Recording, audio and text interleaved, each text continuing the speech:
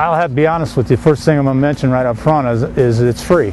I like this service when it's free because, you know, you can tie up a lot of money in different services, and from experience I found out that sometimes you can pay a lot of money and you may not be getting that much out of it.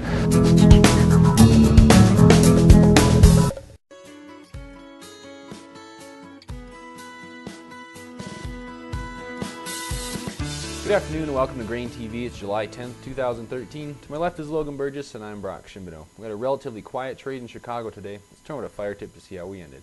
Old crop corn was up just 2 cents, new crop just off a ¼ cent. Old crop soybeans up 6 1/2, new crop up 8 1/2, wheat in Chicago up 1 1/2, and Kansas City was up 5 1/4 as well. You know, Logan, like I said, it was pretty quiet. We saw a lot of choppiness, some two-sided trade, but you know, really that's to be expected here ahead of the USDA reports tomorrow. Yeah, certainly today was a much different trade than we saw yesterday.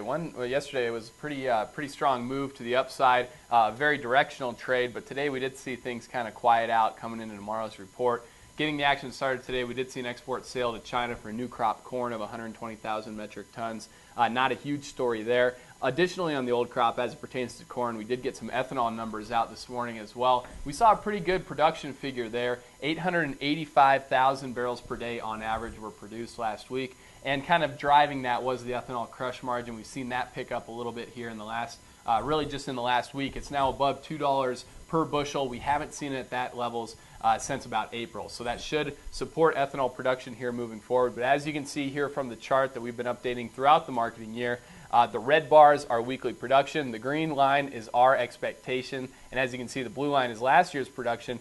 Even though we do have a pretty good crush margin right now, seasonally we expect to see a little bit of a back off in production during the month of July and August. We're going to have to see how much of a back off, though, we see this year. Certainly ethanol production has been one thing that has certainly helped support old crop corn, which is still having very tight stocks.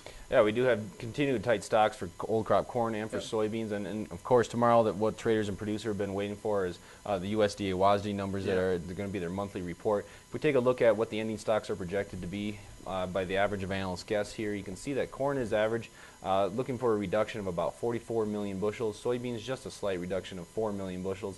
You know, corn, if we do see that number, we could get a little bit of a bid under some of those old crop contracts. We have seen old crop corn, old crop soybeans rally over the last several days, but really old crop soybeans has been very volatile over the last couple of days as well. Yep. We were up very sharply the last 3 days, and then today we were down 20 cents. So it's a continued story there that tight stocks are really driving those trades on the old crop stocks.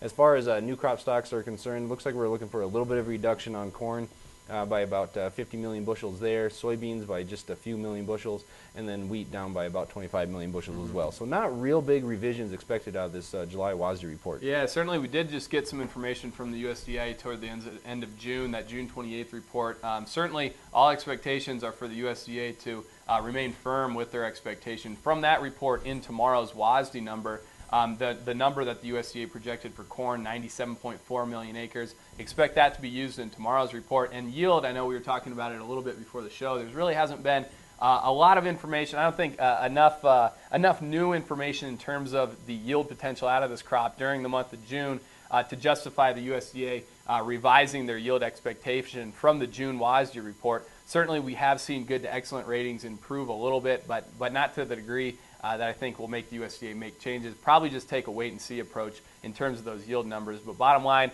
we're going to have to wait and see what the USDA comes out with tomorrow. As Brock said, that report's going to be out at 11 a.m. Central Time, and we'll keep you posted on that report as it comes out live on Twitter. You can follow us over there at GrainTV. If you guys would like live quotes for report day at your home or office, you can visit us at grainhedge.com and take a no-obligation trial of the trading platform that we use here on GrainTV.